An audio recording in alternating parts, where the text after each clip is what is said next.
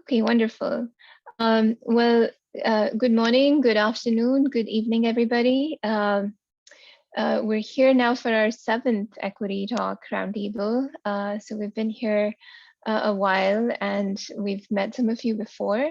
My name is Neha Kumar. I'm VP at Large with SIGCHI, and I work at Georgia Tech as an associate professor. And this is a series of talks that we've been having since March on various topics related to equity and SIGCHI.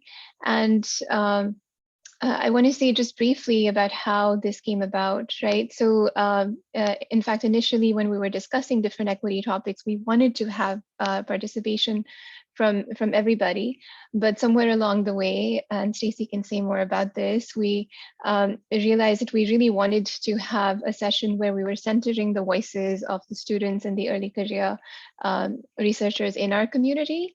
And if we think about various different aspects of SIGCHI, often students end up being among the most vulnerable.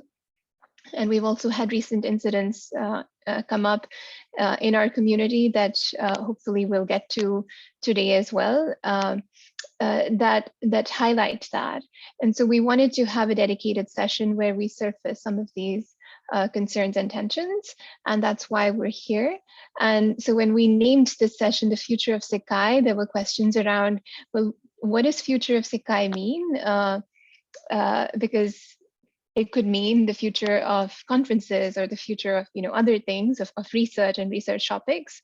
But really, we're coming in with the position that the students and the early career, the more junior members of our community today are the future of SIGCHI. And we want to make sure that they're supported, they're protected, and that we're doing right by them. So with that, I want to just ask maybe Stacey to do an intro, and then Kale, who will be our moderator, will take over. So Stacey? Sure. I'm Stacey Branham. I am an assistant professor at the University of California, Irvine, and I am a third-year assistant professor, so I consider myself early career, and it wasn't so long ago that I was a student. And when we started organizing these equity talks, I felt that we really needed to create, as Neha said, a space where students or those who are in their early career phase could have a voice, could talk about some of the issues that maybe don't get as much attention or that they have less of a say in terms of policy and practice because of where they are in the power hierarchy that exists in our community. And so that is why I'm the organizer. I felt it was important to have this space, and I'm so thrilled that so many of you have joined us today, and I look forward to hearing from you and learning from you about how we in the SIGCHI Executive Committee can do better to support you. So with that, I'll pass it off to Kale. Thank you for the handoff, Stacey. Yeah, so I'm still your moderator, Kale Passmore, pronouns they, them, he, him. I'm currently in Saskatoon, Saskatchewan, Treaty 6, unceded territory of over 70 First Nations peoples, and it's homeland to the Métis. Yeah, speaking for myself and many of my loved friends, the violence and trauma of colonialism is hitting really hard these days. So what's happening across multiple regions in the world right now, even while we face a global threat that should leave us unified, is a testament to how much colonialism isn't a concept. It's an ongoing threat, and it's a reality. And I know a lot of you are exhausted. And for whatever it's worth, I know a number of people here today are actively working against those very systems. So just know y'all aren't alone. Even our being here in this event is a tiny part of that. And with that land acknowledgement and acknowledgement of big ol' feels, I will start reviewing the code of conduct. While I do, please introduce yourself in the chat. If comfortable, provide your pronouns, location, and something you'd like others to know about yourself. That goes for whenever you offer us your wisdom. Just state your name, affiliation, and pronouns. You can add pronouns in your username by right-clicking the box that contains your face in the Zoom window and selecting rename. It's not required, but it's encouraged. As a roundtable, anyone is free to offer their critiques, their solutions, or share experiences at any point in time. This is a collaborative discussion of issues and potential solutions around students in the future of SIGCHI. I'm here to keep us on track and facilitate as equitable and constructive a dialogue as possible. The session is recorded, so by attending, within this time, your consent will be ongoing to that. Any participation, questions, comments will be recorded as well, and that includes everything that happens in chat. For the same reasons of privacy and consent, we ask you not to share content from the talk on social media. We'll post this in full with additional accessibility options afterward. If posting after the event, hashtag SIGCHI and hashtag equity talk are your hashtags of choice. If you absolutely must discuss harmful, stressful, or sensitive topics, please provide a content warning. We have live CART and ASL interpreter. Thank you, Joel and Patricia. And if you require any other services, just message me or another organizer. We, as always, encourage constructive criticism and critique in this space. That does not include people's personal firsthand experiences. Our time together here is to discuss those super complicated relationships between individual experiences, needs, and wants, and larger systemic policies and institutions. I'd like to remind everyone that we're an internationally diverse group of humans, so be patient, show sensitivity to anyone who has the floor, keep aware of how much time and space you take up, and that others may need a moment of silence to collect themselves before speaking. Be critical, but constructively so. Be kind and be supportive. Not everyone is here with the same education level or culture when it comes to social issues, social justice, or matters of identity. Not everyone has equal access to these communities or that knowledge. There may be times when things come up or identifying words or phrases are used that just don't feel right to you or just are straight incorrect. If that happens, take each other in good faith, offer a quick correction, and refocus on the topic. So, in the event of harassment, discrimination, or any other needs, just message me, your lovely and kind of tired and a bit scattered moderator, Neha, or one of the other organizers. We have a Slido, which will be linked in the chat very shortly, for posting and upvoting questions as a secondary way to engage. And yeah, just to let y'all know, because this roundtable is striving for, a balance between comments and questions from Slido and concerns that the organizers have, we may not get around to everything. We will, however, try to address everything that we can with some balance, and what we don't will be posted to the equity blog post afterward. So with the house kept, we have a few guiding questions here. And that's what I'd like us to sort of focus on and center the discussion that's about to follow on. The first is naming the problem, which are, what are the key challenges facing the diverse range of students and early career researchers in the SIGCHI community today? The second, fostering solidarity. What might a more inclusive, supportive infrastructure and culture within SIGCHI look like for students and early career researchers? Third question is, what are some of the barriers to inclusion, participation, and career progression? And how do these vary for students and early career researchers with different positionalities and life circumstances? And the last question we're concerned with here is, where does the responsibility lie? The university, the state, SIGCHI, and what actions can and should SIGCHI take to affect this responsibility? So with that, I'll open it up to everyone else. Throw your hand up in the chat. If I'm not seeing you, please feel free to just message me saying that you'd like to be added to the queue.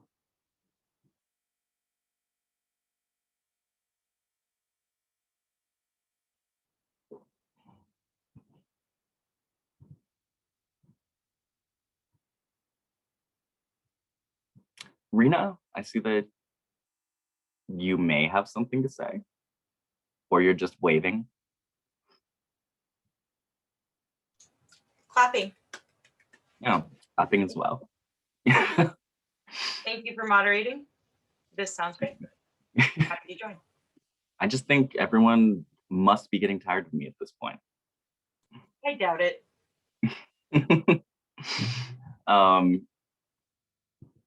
we do have a comment in the chat I'm seeing here from Elizabeth. I'd like to emphasize that SIGCHI does not serve academia alone. We have lots of industry folks and they often feel left out and underserved. I think that's a great point. I wonder if we might actually be able to just take a moment and identify who, ways that a stronger bridge might be built between, say, even early industry. Does anyone have actually any ideas on how to better engage that with students and early career researchers? Well, we've had industry, academia, industry, let's say, research and practice together. We've had workshops and SIGs on that, and an event in the evening at Chi 19. We've had events on that topic since at least 2010. And it never seems to get any real traction. People seem to be excited about it, but then it goes back to business as usual. And it's, I've heard over the years, a lot of industry people say they came to Chi once and that was it. And they didn't feel that it offered them anything except some cool toys. And, but then there are others of us who, I mean, I've been around Chi since 1982. I was at Gaithersburg because it was 20 miles from where I was living, and my employer said, sure, you can go to that. It's only costs a couple days of time. And the light bulb went on. And for me, anyway, as somebody who has always had, although I've been in industry all my career, I've always had an interest in research. And for me, it's the best of both worlds. I can get the richest content, even though it may be not as practical as some. But I find people come and look for practical things that they can go off and use in their work, and it's not so easy to translate. Thanks, Elizabeth.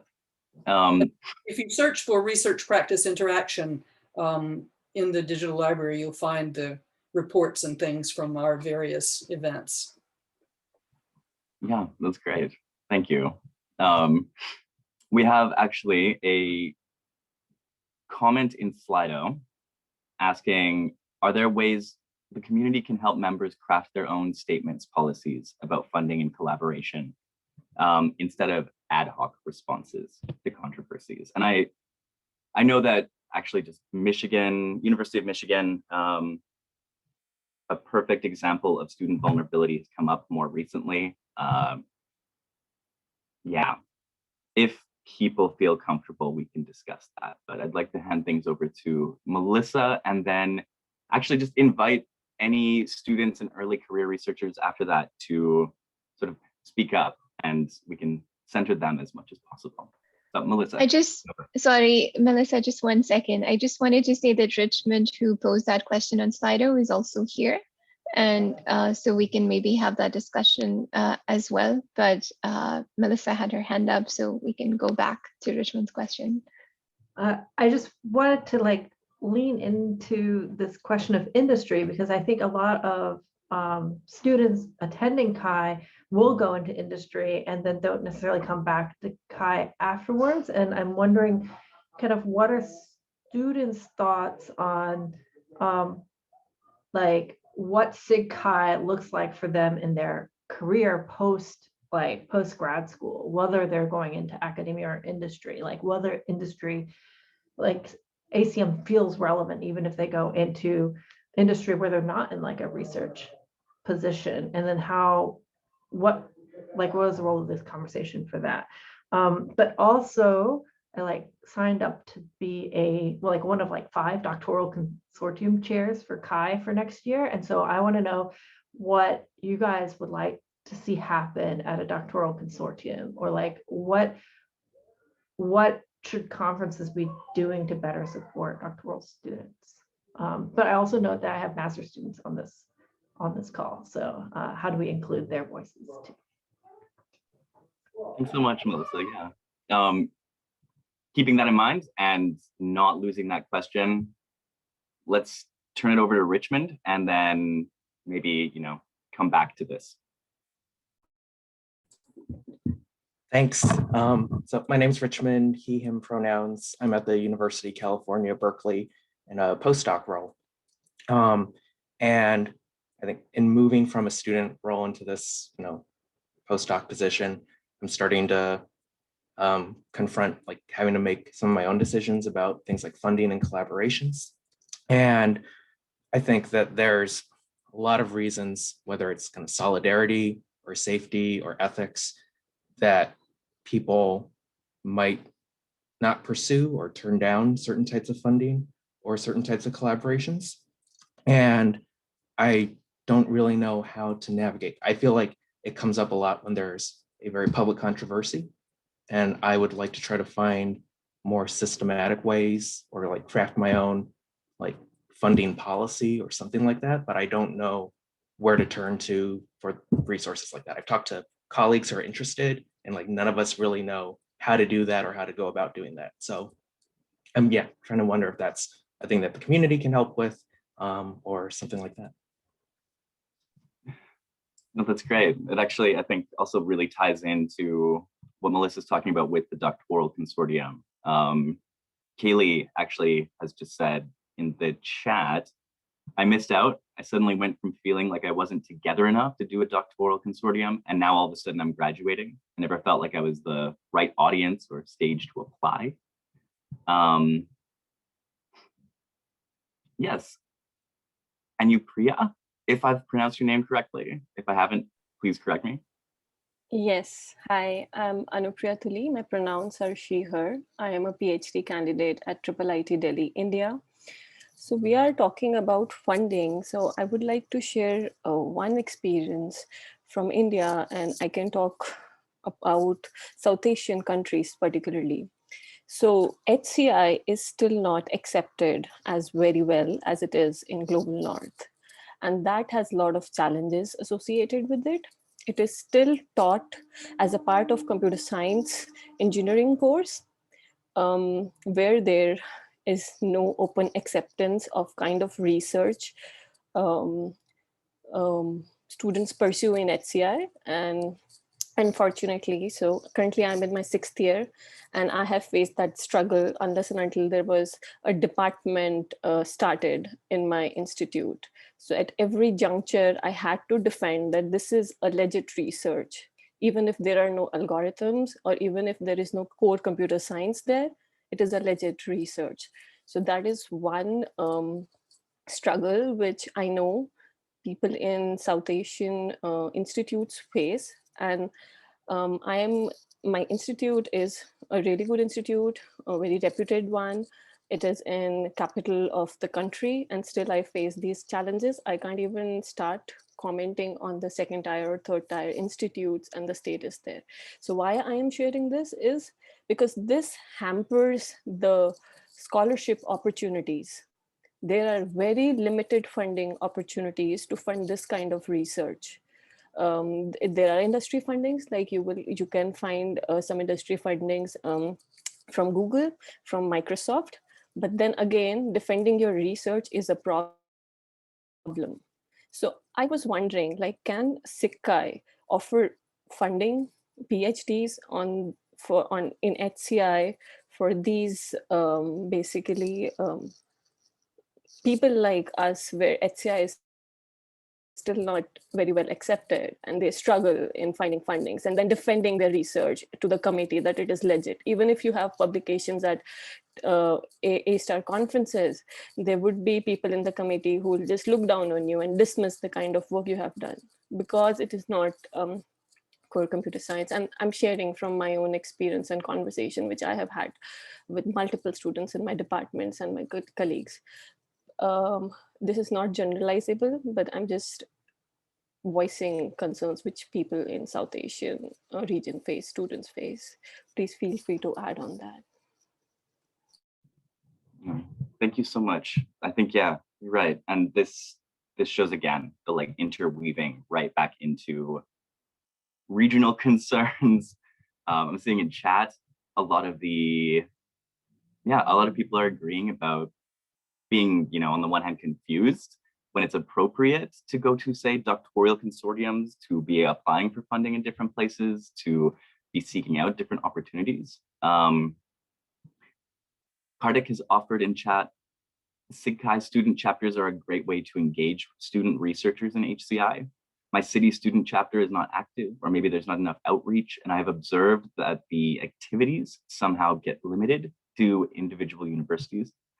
Now that there's a scope of virtual meetups and activities, how can student chapters be made more accessible to other university students? This would play a huge role in helping students who belong to universities that might not have HCI research strength, or what Anupriya is talking actually to right now. Rena, did you still have your hand up? I wanted to respond to what was being said about international researchers, just because of my past experience as part of CLI 2021 chairing. So I was on GDI, which is Globalization, Diversity, and Inclusion. And I had the chance to, it was quite a large team, but Maria is the person who was looking at globalization. And there are a few things that are available for researchers, such as funding to travel to conferences, but funding to, for example, fund research, I think is a great idea, but I don't think there's too much available there in terms of scholarships, but there are some resources. And I just wanted to direct you to either the ACM website or the CHI 2021 globalization blog post on their website. And feel free to message me if you have more questions about it, even though I was more focused on fellowship in my role at CHI 2021. But I know that there is some initiatives, and there was a push for gathering information about what would be helpful to help globalization. So moving forward in these chairing roles, that might be something that could be good feedback. That's it.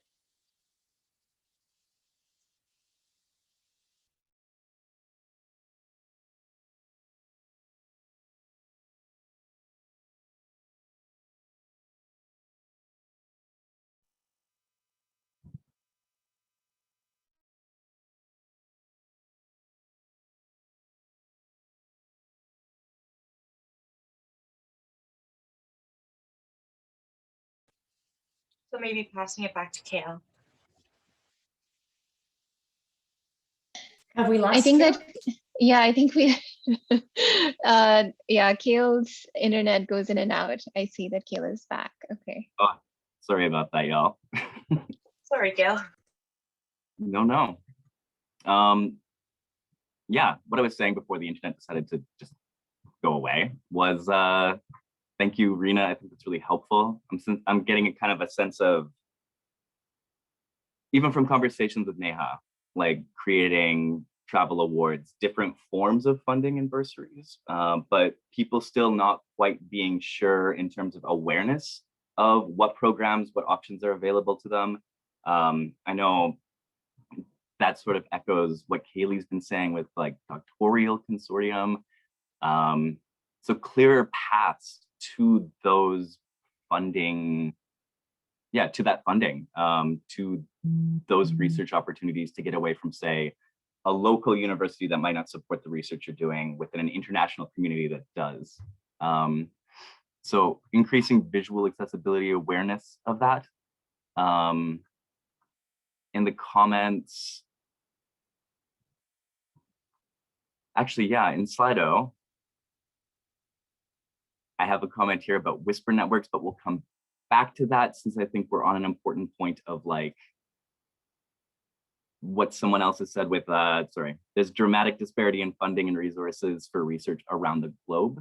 What might SIGCHI do to lighten this disbalance in the field of HCI, which is a great related question. And Kaylee's asked, what is a good way to approach asking someone to be a mentor? What should we be sensitive to?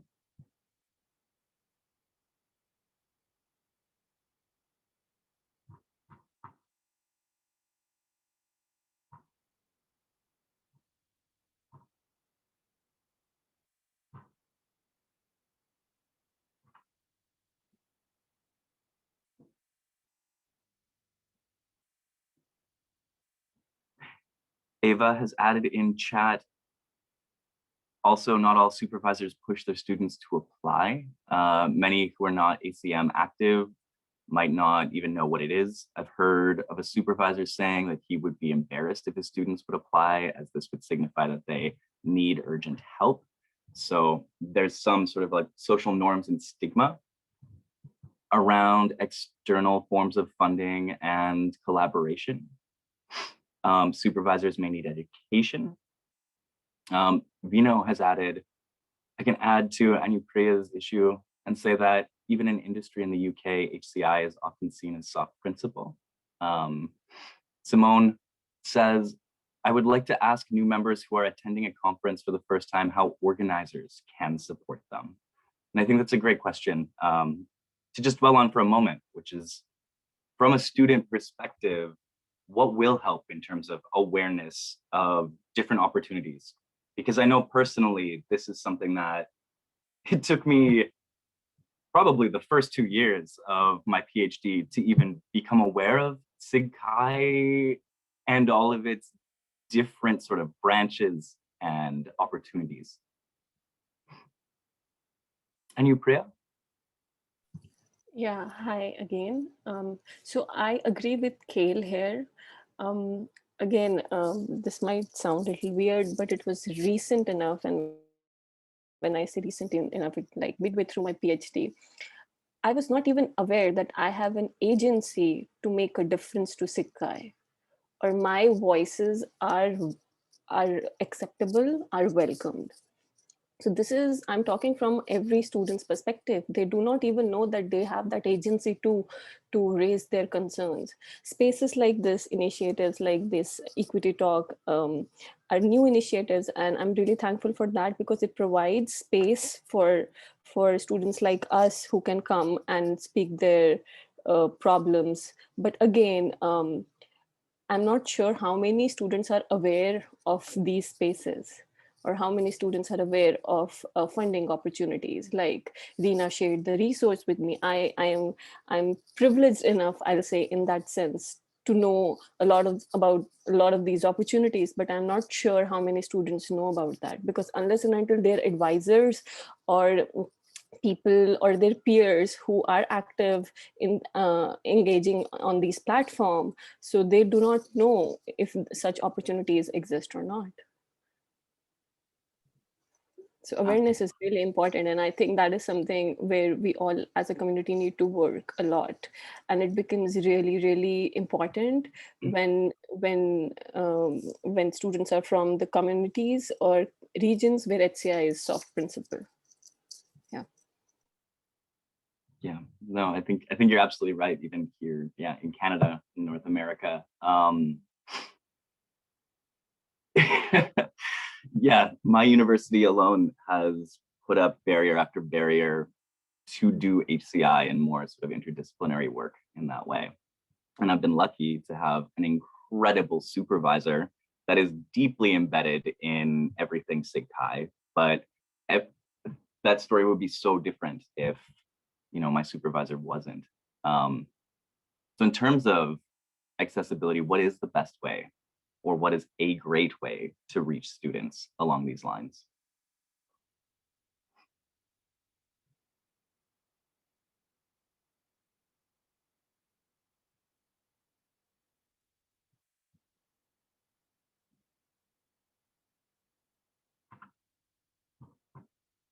In chat, let's just see here. Yeah, and other people are adding that India HCI is sadly considered part of design education, not computer science.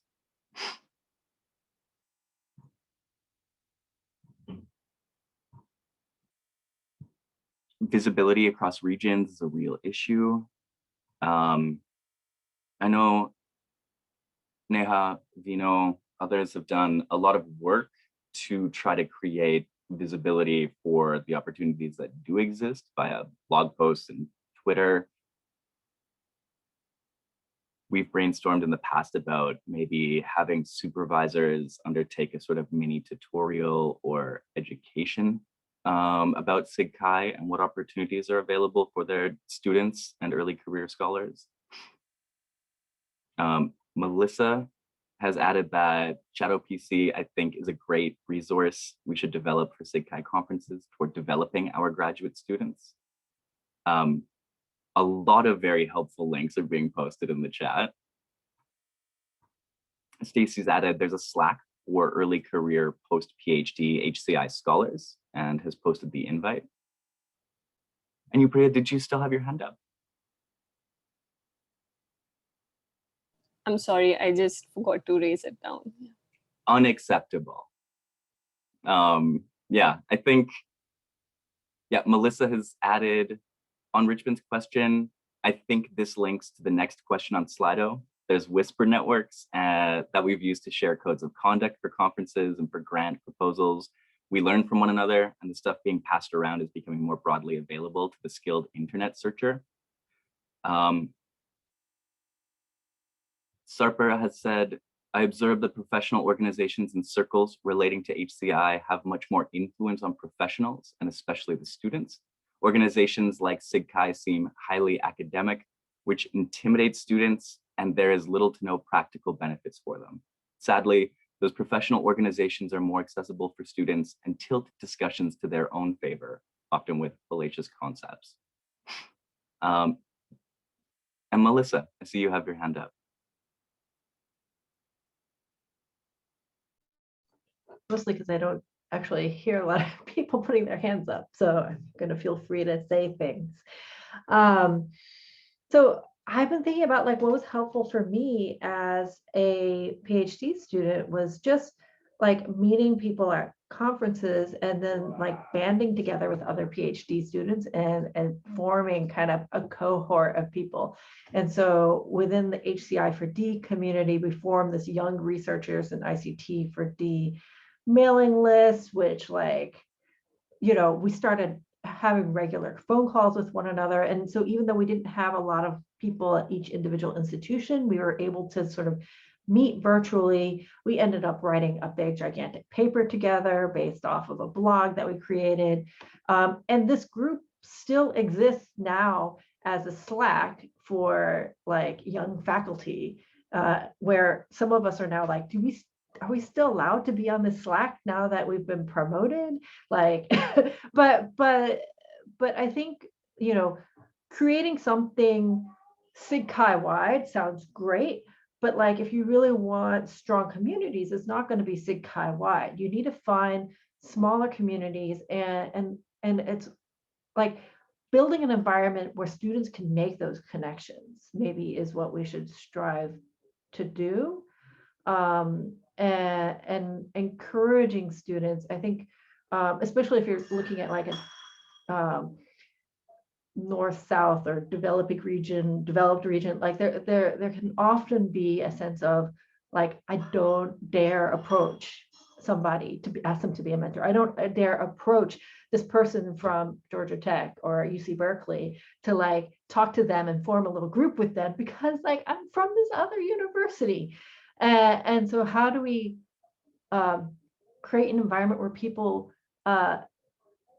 find courage to approach one another and to form groups and to like seek solidarity with other PhD students that are the same or similar positions where they can mentor one another and help each other find older mentors or whatever it may be. Like doctoral consortium, it doesn't have to be just about like whether other people in your university are applying for doctoral consortium, which doesn't work if you're the only PhD, you're the only HDI person in your university. Okay, yeah, that's a bunch of spiel. Karthik, you had something that you wanted to add? Yeah, I was the one who said that about the student chapters in my city. So I totally echo with what Melissa and Anupriya had to say. And what I feel, this is my, in part, my own lived experience, and also the friends that have been in the universities that don't have particular HCI focus. So what I feel that could be helpful is that before COVID, we used to have cultural fest and technical fest. So the outreach part that we are discussing, maybe that could take place, and more SIGCHI student chapters could reach out to other universities. And since now everything is virtual, it is only a great way to kind of increase the outreach. I see this as an opportunity. It could it does not have to start with huge things. Like, it can just start with small reading groups, and it can, such minute actions could go a long way, especially to young students. Yeah, No, that's fantastic. Yeah, and I just want to sort of give voice to a sort of tension or maybe difficulty here between, on the one hand, something that's come up in 3 other equity talks we've had, which is the importance of those sort of like local, smaller chapters or groups or communities, because they are more approachable. But on the other hand, sort of what's happened in Michigan with the vulnerability of different students when things are localized in that way.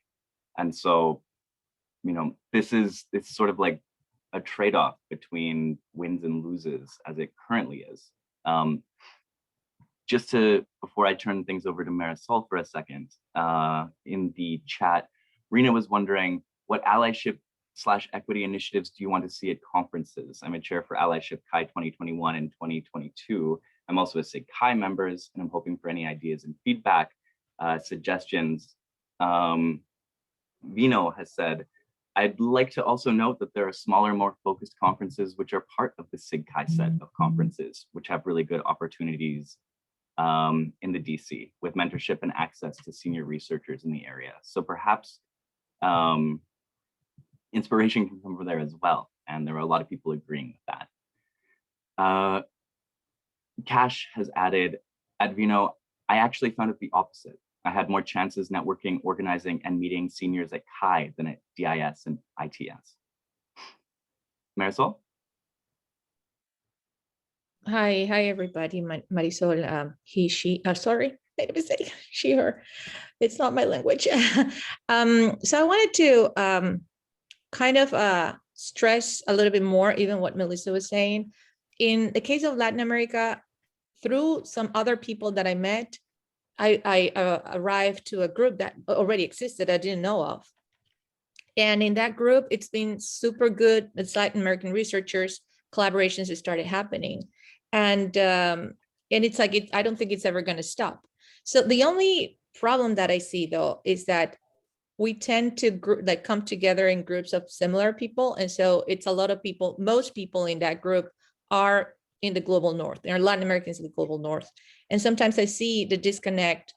People in the global south, Latin American global south, the problems and the incentives and motivations that we have are not the same.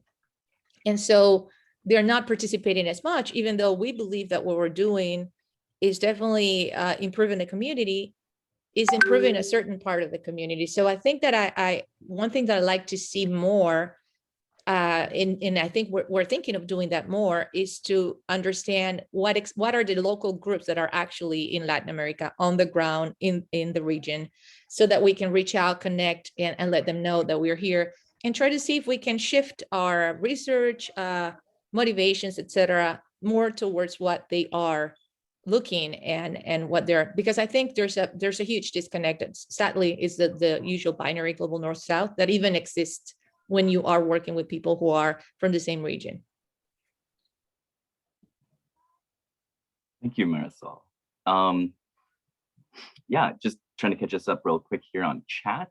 I see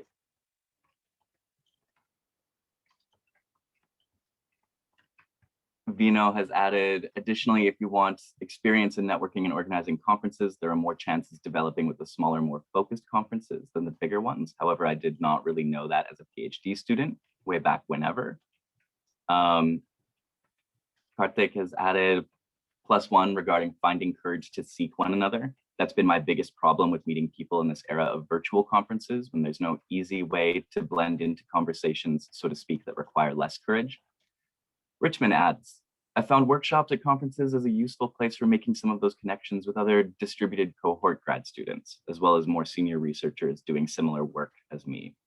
Though the additional workshop registration costs, especially at F2F conferences, could be an intimidating barrier to entry too. Vino says, small conferences also include workshop fees in their conference registrations, smiley face. Cash at Vino, I actually found it the opposite. I had more chances networking, organizing, and meeting seniors at CHI than at DIS and ITS while SVing.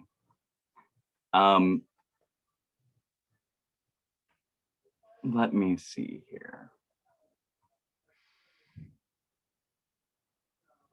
Anupriya has asked, what if there are multiple regional groups and there is lack of solidarity among them? Chat has added, we have a relatively established but small HCI reading group bi-weekly every Tuesday at 10 CEST.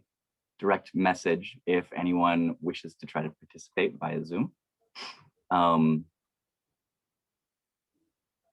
Chris says, regarding the visibility of HCI, I have 3 slides on how is this computer science that I used for committees, et cetera, at my CS department. And what has really helped me making the argument was this ACM CS curriculum explaining HCI to my colleagues. So we have about 20 minutes remaining here before we go into the unrecorded half hour.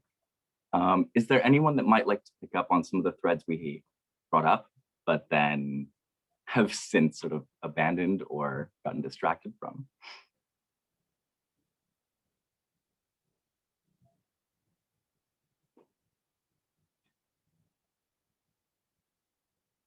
Neha? Sorry, I don't want to take up too much space. I noted the comment about there's a note for professors, and maybe the professors here could just make note of that.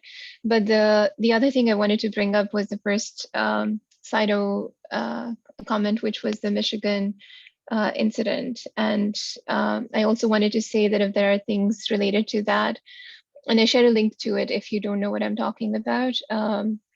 It was a case of sexual misconduct, which came up in our conferences that has been written about more recently. So we can talk about it in the 30 minutes of unrecorded time if people would feel more comfortable doing it then. But it is something that I wanted to just bring up so that if there are folks here who want to discuss it, we should also get to that hopefully in the next 15 minutes. So I just wanted to say that. Great, thank you, Neha.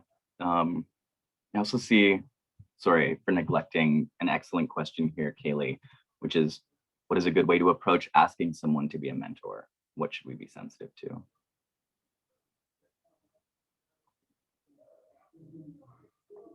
Elizabeth, did you have something that you wanted to say? I did. I wanted to bring up the,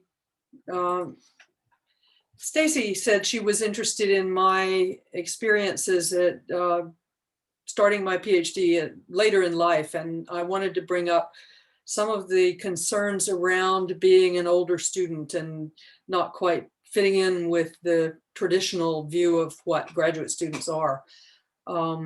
As I said in my intro, I started my PhD at 60. And on top of that, I moved across the Atlantic to do it. And so I didn't quite fit in socially with, I mean, I enjoyed them and they enjoyed me, I think, but the social aspects weren't the same. We didn't have the same likes and needs and all that stuff. And I just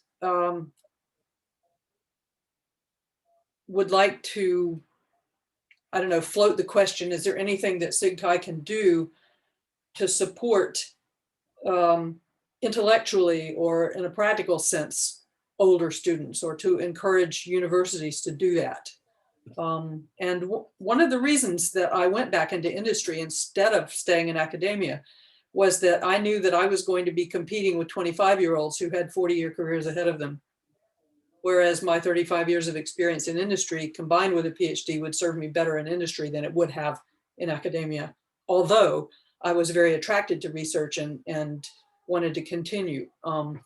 So that's another, I don't know. I don't think I have any answers to any of these questions, but I think they are issues that I encountered that might be useful for SIGCHI to think about, to maybe to encourage other people to come into the field later in life. Thank you, Elizabeth. David, we haven't heard from you. You've got your hand up.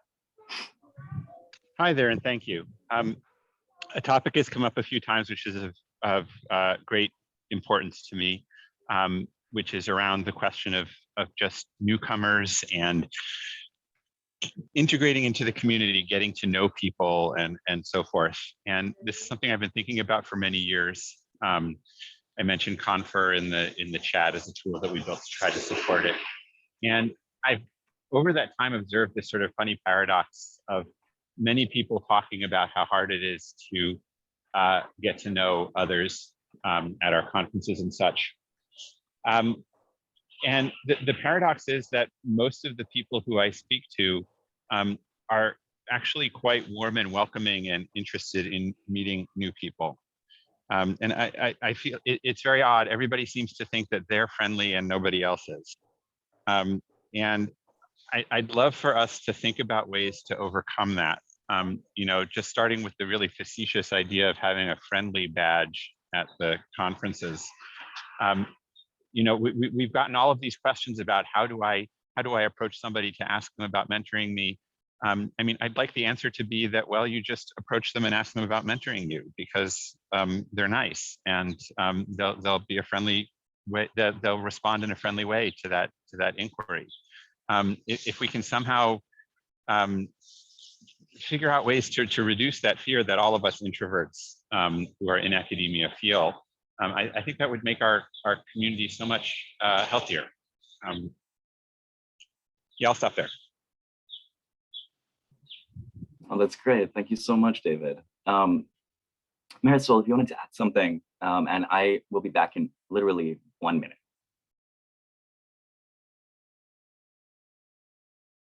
Yes, yeah. So two things about, I just wanted to add to what Elizabeth was saying about starting a PhD late. And I don't know, I started 5 years ago, was 40, just finished, but I don't know the answer. What I know is there are two things that I've noticed can help is for mentors to recognize the experience and value the experience that we're bringing, because that's not necessarily always the case. But also now that I'm going back to my country and faculty, but I also want to look for postdocs. I don't fit the profile. I've never fit the profile of like applying for fellowships, people or internships. People are expecting a different type of person. And I've noticed that there are some people who have in academia who have a better understanding or are more open to see, okay, she's faculty in Ecuador, wants to do a postdoc. Maybe there's an opportunity for collaboration there transnationally. Some people are willing to see that. Others are like, you have kids. You're not even like, you don't have the, it's hard for the visa thing. And then you are like older. And so I think it's being more aware and open about certain things and looking at like the broader, like what are the experiences that we, the opportunities. And the connection that David, I also wanted to say about that. I don't feel like I'm super well connected, but I know way more people than I did when I started this. And it really, really helped to never stop trying. And I'm not a really good like social person. I'm really, really bad at conferences and all that stuff. But as you keep publishing and you keep talking and you keep promoting your work, people reach out eventually. You get to know some people who open up doors. And yeah, I don't know if it should be that hard. It is a bit hard, but it works. Yeah, thank you, Marisol. I felt, yeah, the HCI community has made it incredibly warm for the most part, and it was just a matter of sort of visibility. It does take, I guess, socially lubricating events sometimes, or people that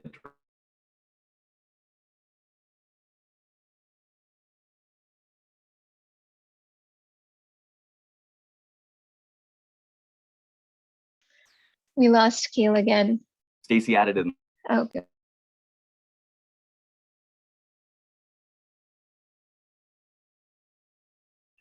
Uh-oh. Keel, are you back? We lost Am I you back? for, yeah. So sorry. Yeah, I was just in the middle of reading Stacey's comment saying, at Elizabeth, I know several faculty who prefer students with careers under their belts. Typically, they have more life experience, focus on what they want to study, professional collaboration skills, etc. Rulin has added in chat, we also work with a bunch of events to get the newbies and first-time UIST people more involved by panel talks, informal chats, lightning talks, topic-based meetups. People feel excited about using interactive platforms such as GatherTown. However, it pains me to say that most of them are not accessible enough. I'd be happy to collect more ideas on conducting novel, fun, but also accessible virtual activities. And an anonymous comment on Slido is, I would love to have affinity mentors at big conferences who can help you navigate and introduce you. Caveat on asking for more emotional labor. Given that we have 7 minutes of recorded time, Elizabeth, I'm very interested in what you have to say, but is there anyone who that hasn't had a chance to speak that might like to offer some of their thoughts or experiences?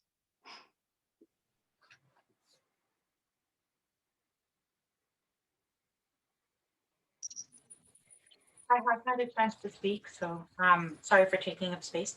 But as part of the BDI initiative, one of the things that we did was mentorship. And Kristen really was more, Kristen and Maria were more responsible for this part than I am, so I don't want to take credit for the work. But I do want to mention that there were a lot of limitations in mentorship because we had like only a limited amount of people who volunteered to be mentors and more mentees always than mentors. And I think that's probably because people are worried that their experience at Chi is not enough to be a mentor, or maybe the mentor requirements are high. But this is something that I think that maybe I can take back to the chairing committee and ask about, like, how can we make mentorship more accessible? The thing is, getting those mentors, like trying to decide what are the qualifications that make someone a mentor, that would be something I'm interested in hearing from you guys. Like, what do you think? Do you need somebody to be a superstar at Chi? Would you be willing to be paired with the new faculty? Or maybe we should give people a choice. So, for example, there, if you're a student, would you choose like new advisor or somebody just 2 years or 1 year ahead of you in their career path?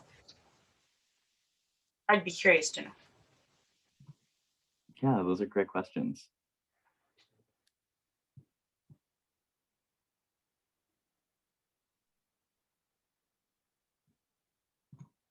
Richmond is added in chat, adding to Kaylee's question. There are some people who might want to reach out as potential mentors, but they seem to already have outsized service commitments, and I'm not even sure how to approach that conversation. Miriam added, perhaps if visibility for ECR/student work is important, perhaps SIGCHI could help promote their work on a regular basis, perhaps an IX column or blog or other idea. Stacey, at Elizabeth, did I hear you mention that finding a social cohort was hard? I wonder if SIGCHI could help organize a cross-institution group of people who identify as late career PhD earners. With the 5 minutes left in recording time, we will be continuing afterward. Neha, or Stacey, was there anything that you sort of wanted to add or close the recorded portion out on?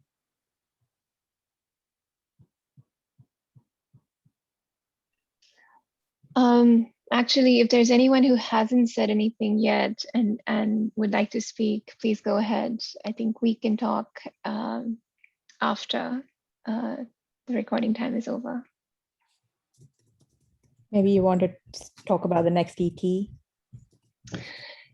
Yes, so the next, well, this video will be out after the next equity talk, actually. So I don't know if that's useful, but I can say that the next one is for chapters, which is next Thursday, and just a few hours before this one. And if you are from a chapter, please do come to that. And the following week, we're going to have one around sustainability and issues of sustainability with SIGCHI. But this information will be shared on other channels. Anything else that anyone wants to bring up in the 4 minutes we have of recorded time?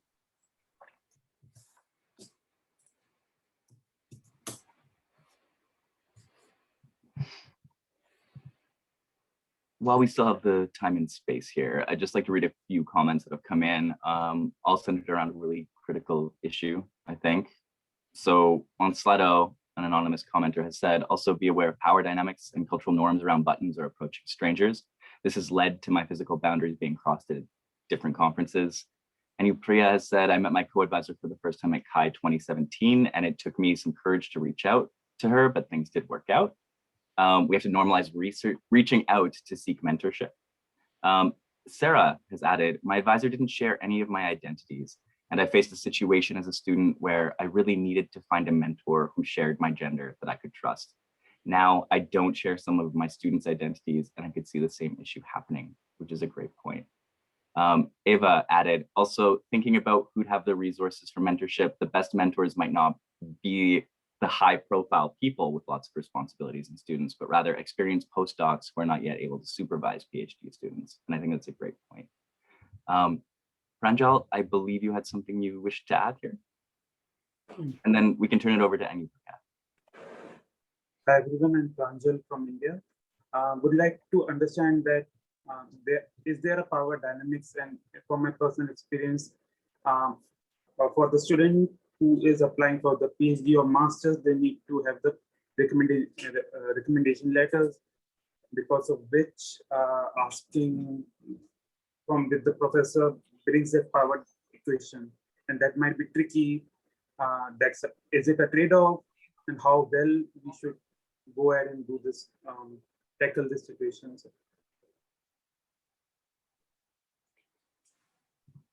Great. Yeah, thank you. Priya, was there something you wanted to add to that? I just wanted to highlight that the need for safe spaces. Like today, this talk is a safe space where students can come and voice their opinions. So I was just curious to know that, are we going to have this channel open? Are we going to have similar talks for students to come up and raise their voice? Because this is something which will catch up with time. And we are very few representatives. There would be other students who really don't know about this space right now, but might be facing certain challenges which could be solved if they come and share their experiences.